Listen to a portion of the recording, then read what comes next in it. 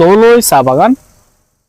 দৌলই চা বাগানটি সমতল হওয়ার ফলে এর গাছপালাগুলো এতটাই সুন্দর, যখন দৌলই চা বাগানের মধ্য দিয়ে হাঁটবেন, অর্থাৎ মেইন রোড দিয়ে হাঁটবেন, পাশাপাশি দৌলই চা বাগানের এই রাস্তা দিয়ে আমি হেঁটে হেঁটে সামনের দিকে যাচ্ছি।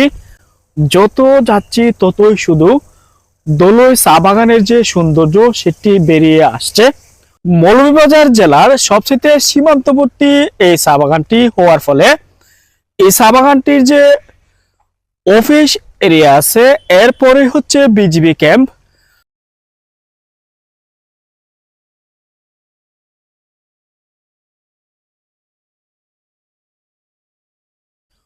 অবশ্যই দৌলই চা বাগানে আসতে পারেন।